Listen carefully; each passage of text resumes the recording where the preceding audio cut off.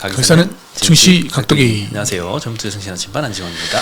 안녕하세요. 증시 쪽집게 류현입니다. 오늘 오늘 뭐 각도기님 급한 회의가 있으셔가지고 네네네. 제가 대타로 깜짝 출연하였습니다. 오늘 대타하고 내일 안 하고 그 다음에 또 대타 한 3일 하고 네. 그 다음에 또 좀 길게 하시죠. 네네네. 예, 오늘까지 코스피가 며칠째 반등하는지 모르겠어요. 한 7일째 계속 연속으로 좀 상승하고 있습니다. 큰 폭은 아니고 오늘도 한 0.4% 정도 코스피가 좀 올랐고요. 코스닥은 0.8%대 상승을 했습니다. 이러다가 금방 2600도 뚫겠네요. 좀 뭐 2600은 뭐 뚫긴 하겠죠. 근데 뭐 금방 뚫을지는 모르겠네요. 요즘 각도기님이 그 엄청 세게 얘기를 하시거든요. 강세장이라고.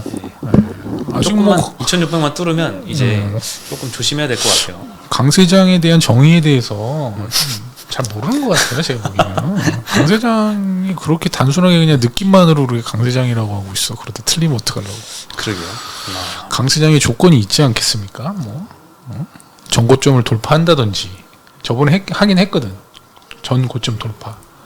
근데 이제 아직 지표라든지 대표적으로 뭐 지표 보는 게 이제 뭐 저 선행 지표나 뭐 이런 거 경제 그런 것도 아직 안 돌았고. 근데 금리는 또 이제 고점을 쳤으니까 금리 쪽에서는 또 이제 강세장으로 갈 수 있는 조건은 되니까 일단은 뭐 조건 2개 정도는 뭐 만족을 해가는 게 아닌가 개인적으로도 그렇게 생각을 합니다. 그래서 뭐 강세장이 도래할 거다 이런 얘기를 하는 데 있어서 동의는 하는데 너무 섣부르게 막 자기 그냥 감을 그렇게 막 얘기하더라고요. 그래서 댓글로 보니까 각도기님을 이제 그 각방꿀로 잡으려는 그런 사람들도 좀 많이 계신 것 같습니다. 그러니까 본인이 내가 보기엔 던져주는 것 같아. 자기를 물어뜯으라고. 살신성인? 살신성인의 정신인가? 여하튼 뭐 강세장으로 뭐 가면 좋죠. 의외로 뭐 이런 또 이 뭐 여러 가지 상황들이 좀 선반영된 게 있어서 강세장으로 갈 수도 있는 여지가 있습니다. 그리고 최근에 그 워렌 버핏이 이제 일본 주식 많이 샀잖아요. 물론 이제 전부터 이제 많이 샀었는데 예전에 이제 우리나라 그 버핏 그 영감께서 우리나라 주식도 산 적이 있었거든요. 2006년도인가? 뭐 그때 포스코 뭐 초반에 포스코를 한번 이제 그때 샀었는데 그 당시에 이제 달러 약세가 진행이 됐었을 때 샀었거든요. 근데 앞으로도 이제 달러 약세가 될 가능성이 좀 있는 그런 지금 여건이잖아요. 그래서 일단 이틀째 굉장히 약세를 가고 있어요. 그래서 이제 이머징 시장이 좋을 수 있다. 미국은 안 좋아도 이머징인 대표 주장인 우리나라는 좋을 수 있다. 꼭 염두에 두셔라. 미국 빠진다고 우리나라도 같이 망가지진 않는다. 꼭 염두에 두시기 바랍니다. 네, 뭐 오늘 원달러가 0.4% 하락했는데 N달러는 0.4% 정도 올랐습니다. 네, 1312원 정도로 마감을 해서 이틀째 굉장히 원화가 강세로 가고 있고요. 어제에 이어서 오늘도 코스피 코스닥 개인만 매도를 했습니다. 외국인은 코스피에서 500억 정도 순매도 했고요. 코스닥에서는 600억 정도 순매수했습니다. 기관은 코스피에서 한 4천억 정도 순매수를 했고요. 네, 개인 투자자가 이틀째 좀 많이 팔고 있습니다. 오늘 업종별로는 화학 섹터가 제일 많이 올랐습니다. 아무래도 2차전지 관련주가 오늘 좀 반등이 있었습니다. 어제도 좀 반등했는데 오늘도 이어서 반등을 했고요. 코스모화학과 코스모신소재가 8%대 4%대씩 상승을 했고 LG화학, SK이노베이션도 2% 가까이 상승을 했습니다. 뭐 국도화학 그리고 뭐 코스맥스 이런 데도 4% 3%씩 반등을 했고요. 철강 금속 섹터 여기서도 뭐 사마알미늄, 조일알미늄, TCC 스틸, 포스코 홀딩스 등 2차전지 관련주들의 반등이 있었습니다. 의약품 섹터에서도 오늘 좀 상승을 했는데요. 뭐 한올 바이오파마부터 뭐 진원생명과학, 동화약품, 바이오노트, 유한양행 전반적으로 대형주도 좀 상승이 있었고요. 섬유의복 섹터에서 FNF가 요즘에 조금 실망스럽긴 한데 오늘은 좀 한 2% 정도 반등을 했습니다. 비금속 광물 섹터 여기도 유니온 머티리얼즈와 유니온이 6%대 3%대 상승을 했고요. 뭐 항상 미국하고 중국하고 사이 안 좋으면 좀 올랐던 기업들이죠. 그리고 시멘트주들 반등이 있었습니다. 아세아 시멘트, 한일 시멘트, 쌍용 CN이 1분기에 실적이 굉장히 좋았거든요. 매출액도 굉장히 많이 급등하고 한 30-40%씩 전부 다 이제 매출액이 상승했고 영업이익도 많이 흑자 전환을 한 것 같아요. 그것도 이따 자세히 말씀드리겠습니다. 유통 섹터에서는 포스코 인터내셔널, LX 인터내셔널, 세우글로벌이 좀 하락을 했습니다. 흥국증권에서 오늘 종합상사의 업황 모멘텀이 올해는 좀 둔화가 될 것이다. 여러 이유 중 하나는 이제 유가 같은 상품 가격 하향 안정화가 영향을 좀 끼친다라고 보는 것 같습니다. 그래서 오늘 상사주들 좀 하락을 했고 의료정밀 섹터에서는 덴티움이 1.6% 정도 하락을 했습니다. 워낙 그 VBP 관련된 수혜를 거의 이제 수혜 쪽으로 전망을 많이 하더라고요. 그래서 많이 올랐는데 오늘은 조금 조정을 받았고요. 2차전지 관련주 2차전지 관련 이슈에서는 탄산 리튬 가격이 최근 한 달 동안에 굉장히 많이 올랐더라고요. 작년 한 10월 정도까지 고점 찍고 내리막을 굉장히 가파르게 타다가 4월 25일쯤 한 달 전쯤 바닥 찍고 최근 한 달 만에 75% 정도 급등했습니다. 한국자원정보서비스 자료 기준이고요. 탄산 리튬 가격이 한 달 만에 바닥에서 꽤 많이 올랐습니다. 오늘 포스코 퓨처엠, LNF, 코스모화학, 코스모신소재, 에코프로, BM이 다 3% 이상씩 많이 상승을 했습니다. 에코프로는 장중에 한 6%대 상승하는 것까지 봤는데 오늘은 보합으로 다시 좀 상승을 반납해서 마감을 했습니다. 2차전지 주들 좋아하시잖아요. 좋아한다고요? 좋아하지 않으세요? 아니 좋아하진 않아요 저는. 안 좋아하시구나.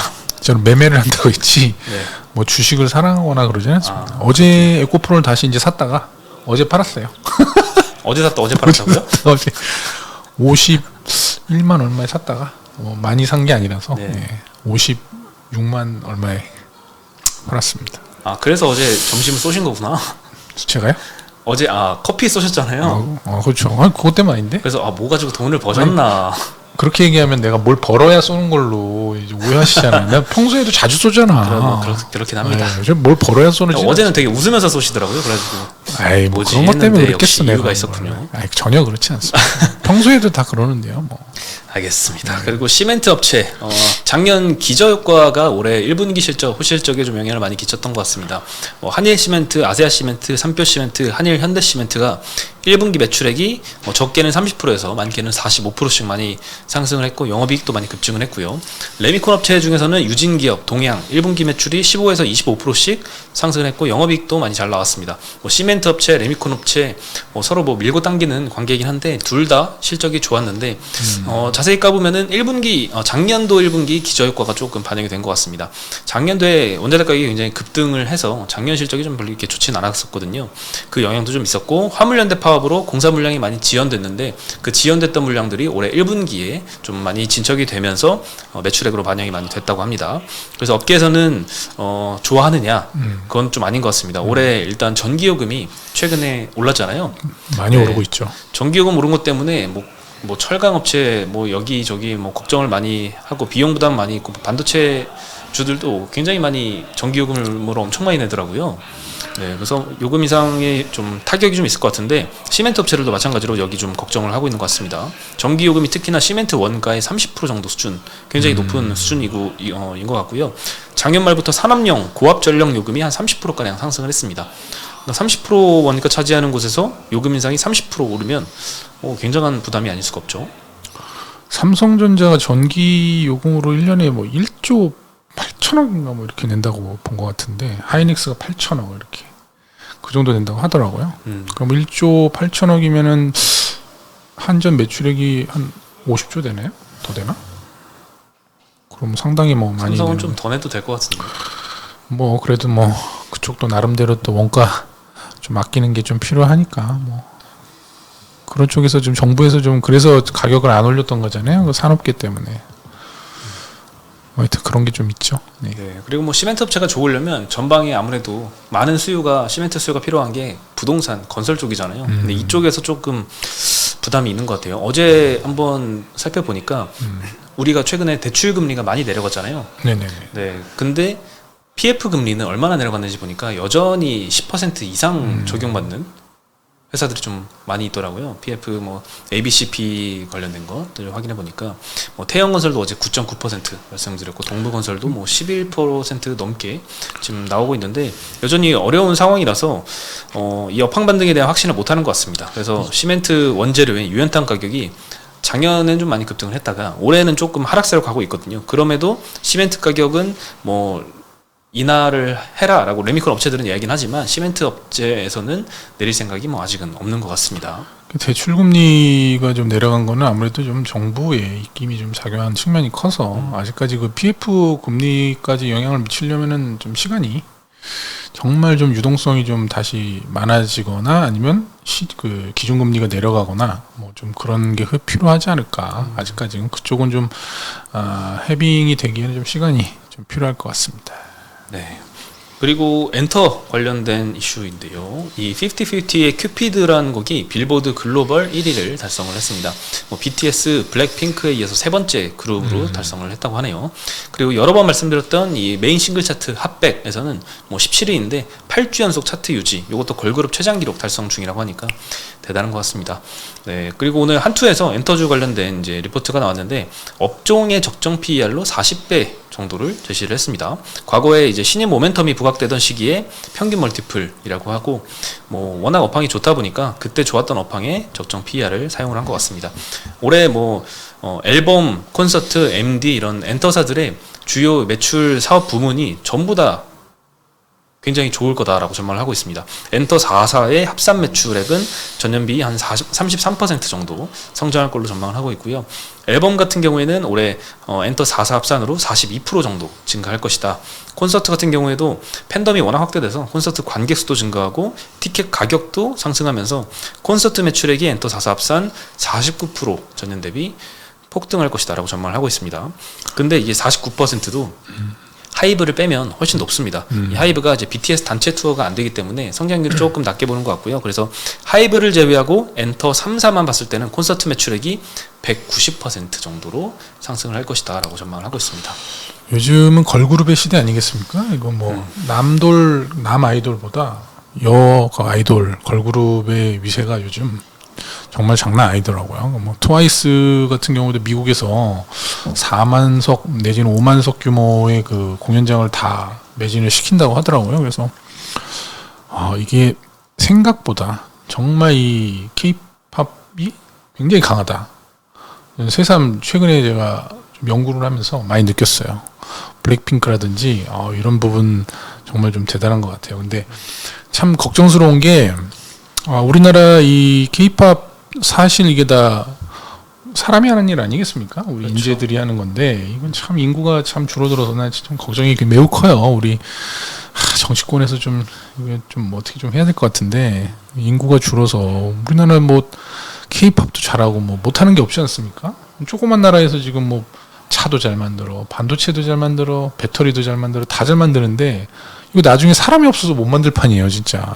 K-팝이나 이런 거 뭐 젊은 우리 새싹들이 자라나가지고 이게 또 이런 우리 화려한 또 이 퍼포먼스를 보여주려면 또 많아야 되잖아요. 지원하는 사람들이. 근데 이게 참 그래서 제가 개인적으로 굉장히 걱정이 지금 큽니다. 이 부분에 대해서. 이게 지금이 우리나라의 정말 화려한 그 시절을 지나고 있는 게 아닐까라는 정말 그런 좀 걱정이 돼가지고 요즘에 매일 그 생각을 제가 좀 하고 있어요. 그 정도 걱정하시면 네. 한 명 더 낳을 생각도 혹시 있으신가요?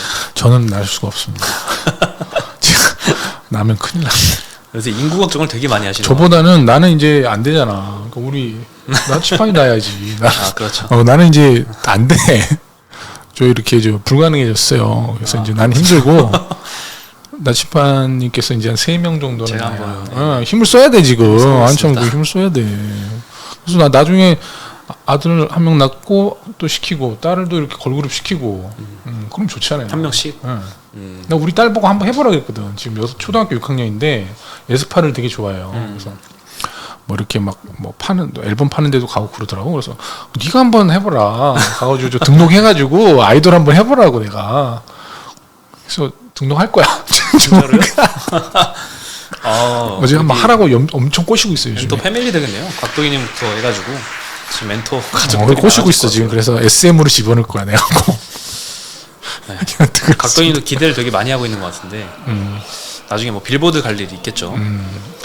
예, 그리고 어제 사실 말씀드리려다가 시간 때문에 말씀 못 드렸는데 마이크론 제재 관련된 이슈 해가지고 뭐 단기 수혜 전망들이 좀 많이 나오고 있습니다. 일단 뭐 중국에서는 마이크론 제품에 심각한 보안 문제가 발견됐다. 그래서 중요 인프라 운영자가 마이크론 제품은 구매하지 못하도록 조치를 했다고 하는데요. 제재 발표 시기가 이 G7 공동 성명 발표 다음 날이라서 뭐 여기에 대한 보복 조치다라고 해석을 하고 있습니다. 마이크론의 매출 비중 중에서 중국이 차지하는 비중이 한 10% 정도 되고요. 홍콩까지 합하면 한 6% 추가됩니다. 그래서 16% 정도 돼서 만약에 뭐 홍콩은 아니더라도 중국만 매출이 사라진다라고 하면 4조 원 정도 되거든요. 이 부분에 대해서는 뭐 삼성과 하이닉스가 이 반사 수혜를 받을 수 있을 것이다라는 전망이 좀 대체적으로 차지하는 것 같습니다. 뭐 미국에서 뭐 마이크론 제재 관련해서 뭐 삼성 하이닉스가 뭐 매출 더 중국 쪽으로 늘리지 말라라고는 하지만 직접적으로 그렇게 뭐 안 하더라도 다른 제3 경로를 통해서 필요하면 납품을 사겠죠. 하던가. 뭐 우리나라는 예를 들면 뭐 제3국으로 수출을 만약에 하면 거기서 뭐 사가거나 뭐 필요하면 다 찾게 돼 있습니다. 막을 수가 없죠. 예, 그리고 그 KB에서는 이 마이크론 제재가 현실화되기 전에 이미 중국 기업들이 5월에서 6월 정도부터 벌써부터 단기 주문을 좀 늘릴 것이다라고 전망을 하고 있습니다. 뭐 이러나 저러나 단기 수혜는 뭐 있지 않을까 싶습니다. 그래서 어제 반도체가 좀 많이 상승을 했고 오늘도 뭐 소부장 위주로 조금 상승하는 기업들도 좀 있었습니다. 그리고 어저께 삼부토건이 상한가를 갔거든요. 오늘 또 상한가를 갔네요. 우크라이나 재건 사업 포럼이 22일부터 25일까지 열리는데 오늘 23일이죠. 이틀째입니다. 삼부토건은 왜 우크라이나랑 관련 있는 거죠? 이 재건 사업 포럼을 개최를 하는데 여기에 초청을 받았대요. 초청을 삼부토건이. 받았다고 삼부토건이. 그걸 뭐 이렇게 좀 인프라 쪽 그 강세가 좀 있어서 그런가요? 삼부토건이? 아니, 이런데 토건 살아가지고 네. 그런가 보네. 진짜로 초청을 받을 정도면 뭔가 나중에 정말 그런가 전쟁이 보네요. 끝나고 재건 사업 진행할 때 뭔가 진짜 뭐 제 역할을 할 수 있지 않을까 생각이 근데 들고요. 이제 나중에 재건 사업 참여를 했어. 근데 거기서 돈을 많이 벌 수가 있나요? 일단 그거는 뭐 가봐야 알겠지만 지금 여기저기서 뭐 유럽 국가들부터 해서 예전에 그 마셜 플랜이라고 하죠. 이걸 제2의 마셜 플랜이라고도 좀 부르고 있거든요. 규모만 해도 한 1,200조 원 정도 규모. 여기저기서 이제 뭐 차관도 제공하고 우크라이나한테 그리고 직접 투자도 하면서 여러 정부에서 나서니까 기업들 입장에서는 뭐 봉사활동하는 게 아니라 실제적으로 매출액을 올릴 수 있는 기회가 될 수는 있지 않을까 싶긴 합니다. 누군가는 이 뭐 완전히 폐허가 된 거를 새로 만들려면 돈이 필요하잖아요. 그렇죠. 오늘 누군가는 돈을 대야 될 텐데 미래의 어떤 그런 뭐 재원을 갖다 땡겨서 하려는 건지 잘 모르겠네요. 저는 어떻게 하려는 건지 뭐 미국에서 대줄 것도 아니고 잘 모르겠어요. 미국에서 대주려나? 아니면 유럽에서 대주려나? 하여튼 뭐 누군가는 대주겠죠. 뭐. 근데 들어가긴 참 어려운 것 같아요. 이런 것도. 왜냐면 연초에도 한번 이런 기대감 때문에 재건주들 많이 주목을 받았다가 뭐 전쟁 계속되니까 쭉 꺼졌거든요. 이번에도 올랐다가 또 전쟁 지속될 것 같으면 다시 또 떨어질 수도 있겠죠. 그리고 최근에 이제 마이크로바이옴 관련주들이 좀 많이 급등을 했었거든요. 한 2배 정도 가량까지 주가가 급등을 했다가 최근에는 다 주저앉았는데 CJ 바이오사이언스가 그 중에 좀 대장이었죠. 근데 오늘 650억 규모로 주주 배정 유상증자를 발표하면서 오늘 또 한 10% 정도 주가가 급락을 했습니다. 규모가 장난 아닙니다. 기존 주식수 대비 한 55% 규모로 하니까 이거 뭐 주식이 안 빠질 수가 없겠죠. 신주 발행가가 21,100원이고 전예종가가 30,000원이니까 굉장히 낮은 가격에 발행을 하다 보니까 주가가 좀 빠진 것 같습니다. 근데 이게 신주 발행가가 전예종가 대비 좀 많이 낮은데 그거에 비해서는 조금 주가가 좀 낙폭은 조금 적은 게 아니었나 싶긴 하고요.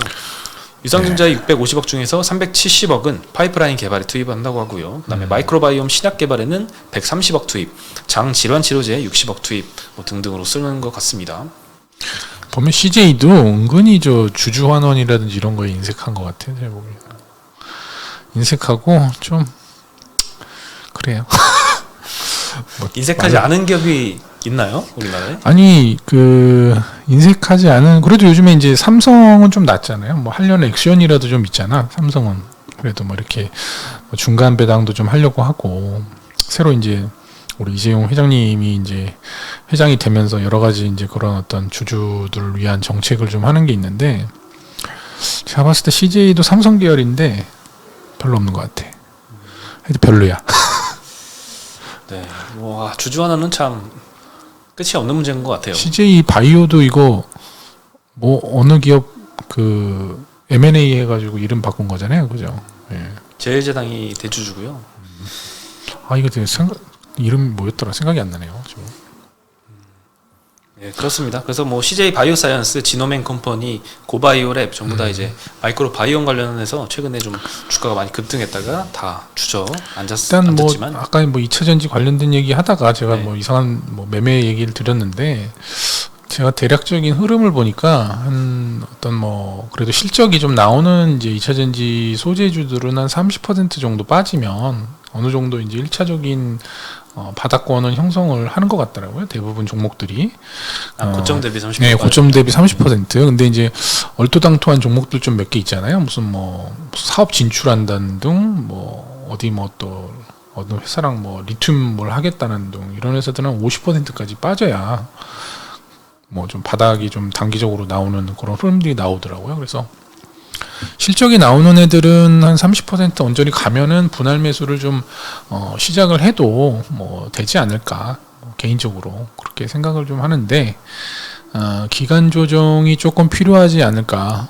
지금 아직 고점 형성한 지가 한두 달 정도밖에 안 됐기 때문에 바로 여기서 또 힘을 비축해가지고 또 전과 같은 상승세로 가기에는 좀 쉽지는 않다라는 그런 생각이 들어서 좀 급하게 이렇게 매수를 막 한꺼번에 하실 필요는 없지 않을까. 그래서 2차 전지도 좀 이렇게 빠질 때마다 말씀드리는 그런 30% 기준 삼아서 하시는 게 좋지 않을까. 그냥 말씀을 드리는 거예요. 꼭 그렇게 하라는 말씀은 아니고요. 다 개별적으로 각자 어떤 그런 리스크를 감내 정도가 다르기 때문에 저처럼 하라는 말씀이 아니고요. 판단하셔서 나눠서 사시면은 될 것 같습니다. 네. 오늘 짧게 하려고 했는데 네. 벌써 20분 넘었네요. 시간이 많이 됐네요. 네, 저희는 내일 다시 인사드리겠습니다. 안녕.